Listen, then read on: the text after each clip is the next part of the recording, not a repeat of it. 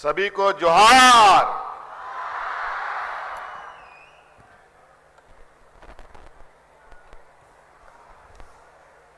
आज के इस स्थापना दिवस के शुभ अवसर पर हमारे साथ उपस्थित यहां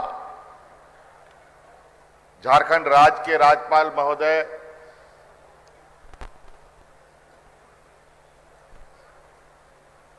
आदरणीय श्री सीपी राधाकृष्ण जी, यहां उपस्थित हम सबके अभिभावक, अलग राज्य के निर्माता आदरणीय दिसोमगुरु शिबू सोरेन जी, यहां उपस्थित हमारे सहयोगी मंत्री आदरणीय आलमगीर साहब, यहां उपस्थित हमारे मंत्रिमंडल सहयोगी बड़े भाई सत्यानंद भोक्ता जी, यहां उपस्थित सांसद महुआ मांझी जी, उपस्थित समन्वय समिति के अध्यक्ष श्री राजेश ठाकुर जी, उपस्थित राज्य के मुख्य सचिव सुखदेव सिंह जी, राज्यपाल के प्रधान सचिव नितिन कुलकर्णी जी,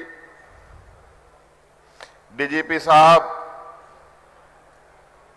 उपस्थित सभी वरीय पदाधिकारीगण, यहां उपस्थित कई हमारे विधायक साथी, मंत्री, पूर्व विधायकगण,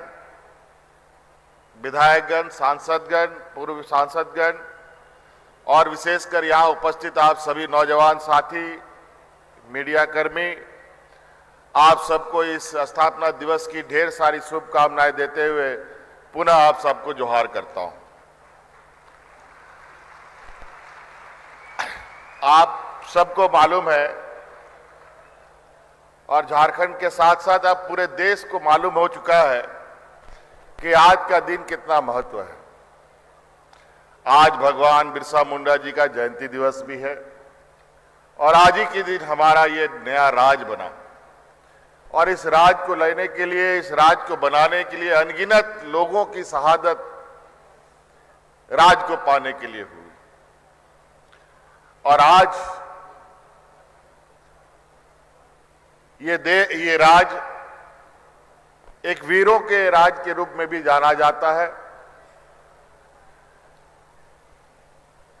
और आज इस राज में देश के प्रधानमंत्री आदरणीय नरेंद्र मोदी जी भी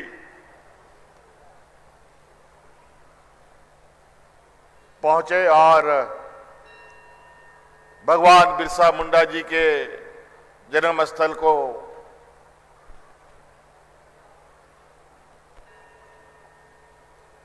और उनके वहां मूर्ति पर उन्होंने पुष्पांजलि अर्पित की और आज एक जनजातीय गौरव दिवस का उन्होंने भी एक आगाज किया है। आज संयोग से ये कार्यक्रम हम लोगों का विलंब से होने का वजह भी वो एक था कि प्रधानमंत्री जी आज हमारे राज्य में थे और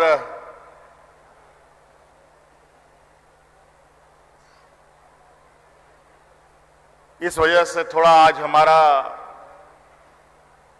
ये कार्यक्रम विलंब से शुरू हुआ। हम सब जानते हैं झारखंड एक पिछड़े राज्यों में गिनती में लगभग पहले पायदान पर है, आदिवासी बहुल राज्य भी है और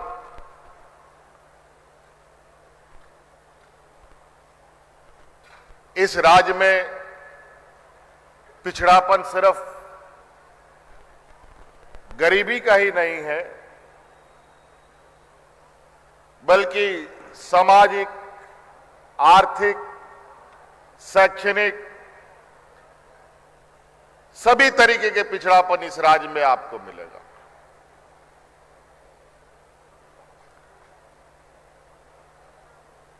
लेकिन ये सिर्फ हमारे इस राज्य के जो जनता है, यहां राज्य में जो रहने वाले मूलवासी आदिवासी हैं, वही पिछड़े हैं। लेकिन यहां की प्राकृतिक व्यवस्था में कोई पिछड़ापन नहीं है। आज हमारे इस झारखंड की धरती में पूरे देश का 42% खनिज संपदा हमारे राज्य में पाए जाते हैं। जमीन के अंदर भी बड़े पैमाने खनिज संपदा और जमीन के ऊपर में भी जल जंगल जमीन का एक बहुत बड़ा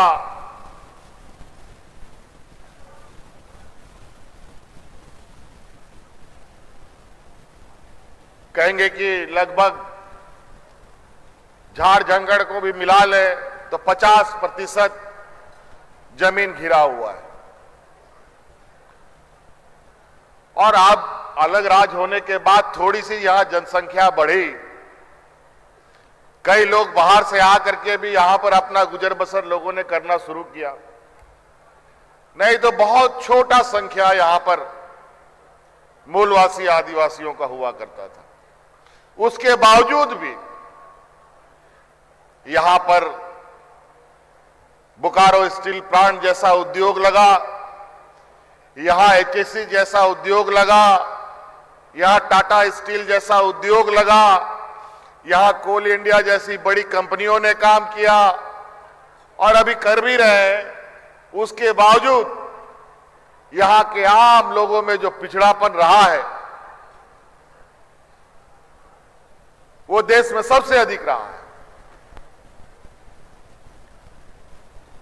इसके पीछे के कारण क्या है, अगर हम उस पर आगे चले तो आज चर्चा करते करते दिन बीत जाएगा।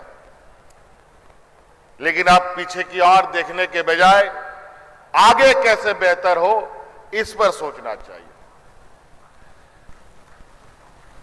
गड़े मुर्दे उखाड़ोगे तो बदबू ही मिलेगा।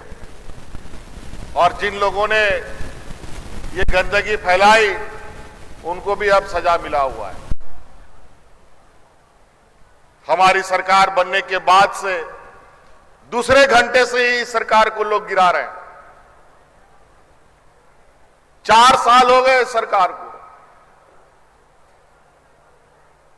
हमारे सरकार की बने हुए, और ये राज अलग हुए 23 साल हो गए। और 23 साल का जो मंजर रहा, लोग यहां वो भी दिन लोगों ने देखा जहां लोग हाथ में राशन कार्ड लेकर के भूख से मरा।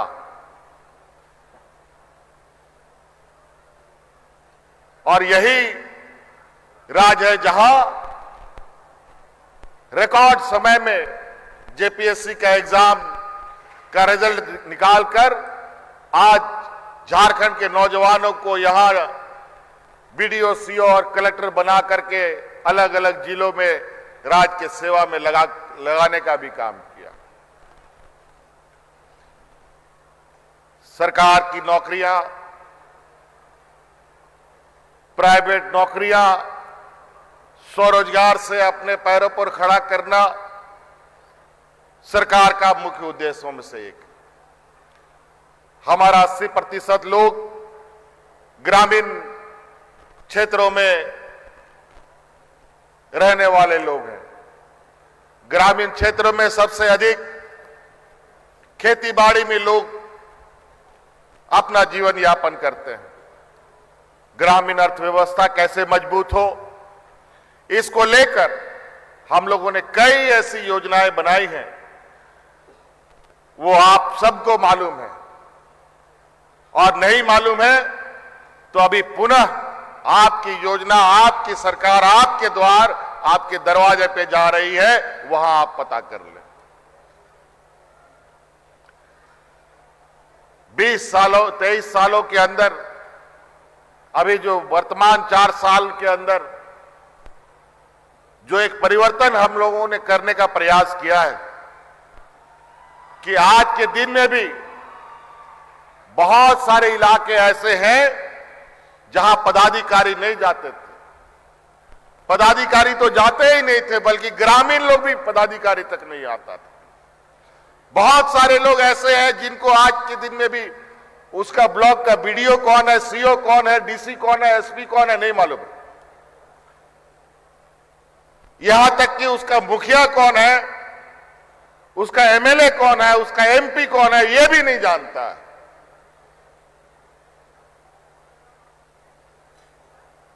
इतना पिछड़ापन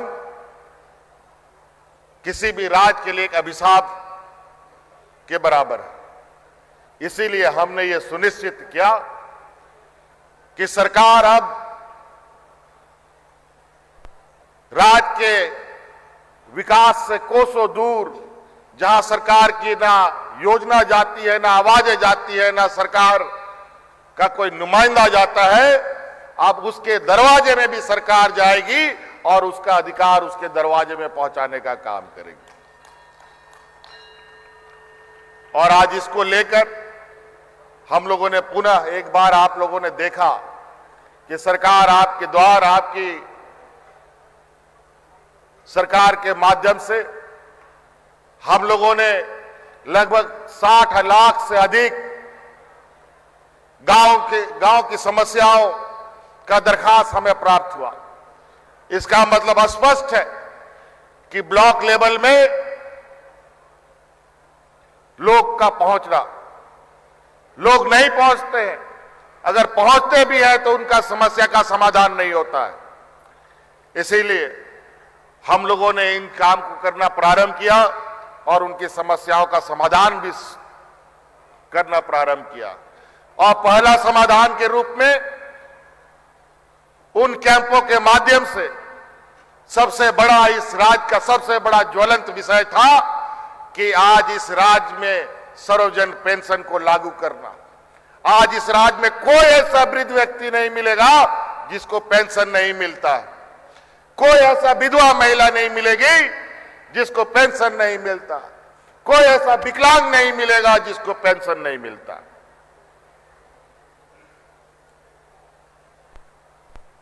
उस कैंप का पहला परिणाम और उसके बाद कई सारी चीजें, रोजगार के बिरसा हरित ग्राम के योजना के माध्यम से लाखों एकड़ जमीन में बागवानी, फलदार वृक्ष लगाने की योजनाएं, मुख्यमंत्री रोजगार सृजन के माध्यम से आप खुद स्वरोजगार कर अपने पैरों पर खड़ा हो सकते हैं। सावित्रीबाई फूले योजना के माध्यम से लगभग 8 लाख से अधिक लड़कियों को स्कूल के राह पर और मजबूती से आगे बढ़ने की एक मजबूत कवायद हम लोगों ने शुरू किया। नहीं तो झारखंड जैसे पिछड़े राज्य में 5वां, 7वां, 8वां क्लास पढ़ाई होता नहीं था लड़कियों का, मां बाप लोग दूल्हा ढूंढने शुरू कर देता था। अब उसका जरूरत नहीं पड़ेगा। अब उन बच्चियों का और अपने बच्चों का पूरा पढ़ाई का खर्चा अब राज्य सरकार अपने कंधे पर लेगी ताकि यहां के हर बच्चे को शिक्षा मिल सके।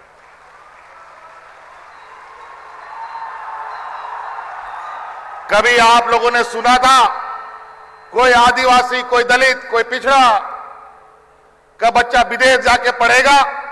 किसी का मां बाप ये सपना देख सकता था? कोई नौजवान सपना देख सकता था? कभी नहीं देख सकता था। लेकिन आपकी सरकार ने आज के दिन में सरकार पूरे खर्चे देकर यहां के आदिवासी, दलित, पिछड़े, अल्पसंख्यक नौजवानों को विदेशों में पढ़ने के लिए भी भेज रहा है।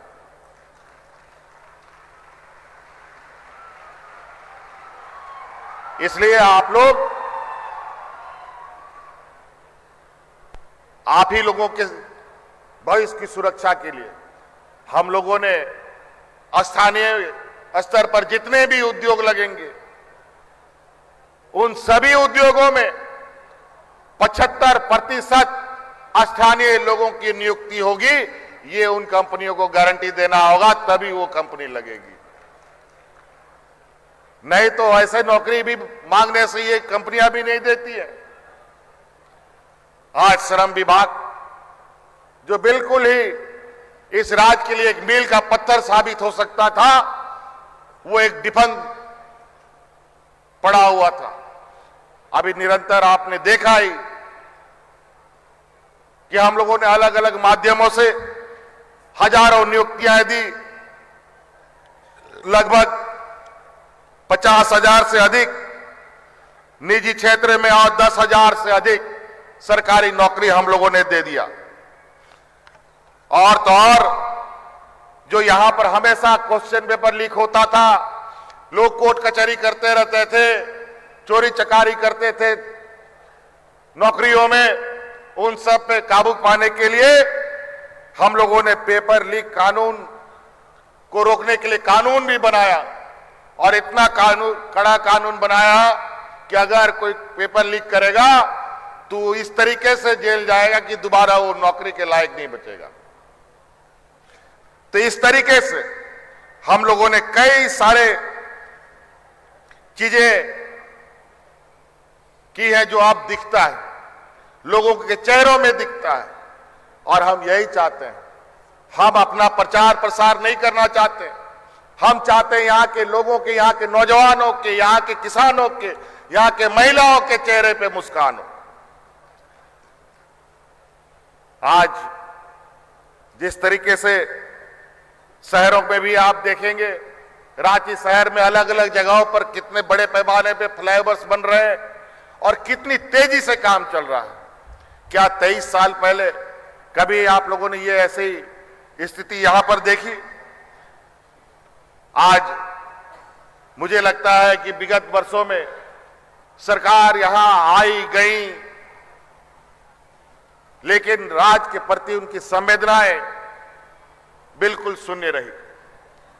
आज किसानों को लेकर, नौजवानों को लेकर, महिलाओं को लेकर, बच्चियों को लेकर, शिक्षा को लेकर, उनकी गुणवत्ता को लेकर आज हम लोगों ने सर्वजन पेंशन के माध्यम से 30 लाख लोगों को सर्वजन पेंशन से जोड़ा। पूर्व की सरकार ने 11 लाख राशन कार्ड डिलीट किया। हम लोगों ने हरा राशन कार्ड 20 लाख अतिरिक्त राज्य में गरीबों को बांटने का काम किया। 60 लाख से अधिक धोती साड़ी लुंगी लोगों को दिया जा रहा है। कई ऐसी चीजें, और तो और यहां हर मुसीबत में, हर समस्या, आपके हर दुख में सरकार खड़ी रहती है। चाहे राज्य के अंदर कोई मजदूर की बात हो, कोई ग्रामीण की बात हो, कोई किसान की बात हो, चाहे राज्य के बाहर की बात हो। आप लोगों ने कल परसों ये खबर में सुना, उत्तराखंड में एक टनल बन रहा था, वहां 12-13 मजदूर हमारे अंदर जाके फंस गए। तुरंत हम लोगों ने यहां से पदाधिकारियों को रवाना किया और अभी सुरक्षित निकालने का उनको प्रयास किया जा रहा है। जिस तरीके से कोरोना में हम लोगों ने अपने मजदूरों को, ये देश का पहला राज्य है जहां मजदूरों को मरने के लिए नहीं बल्कि सुरक्षित उनके घरों में पहुंचाने का काम किया था। तो साथियों, यहां कई हम लोगों के स्कूल आप लोग देख रहे होंगे, नए स्कूल बन रहे हैं। 80 एक्सीलेंस स्कूल हम लोगों ने बनाया, जहां प्राइवेट स्कूल के बराबर वहां शिक्षा आप लोग को दी जाएगी। आप लोगों के जो वेलफेयर के कल्याण विभाग के हॉस्टल हुआ करते थे, वो एक बार बनने के बाद कभी दोबारा उसमें रंगाई पुताई नहीं हुआ, कभी नहीं हुआ। भले वो टूट के गिर जाए, खत्म हो जाए, मिट्टी बन जाए, लेकिन कभी सरकार ने उसकी शुद्धि नहीं ली।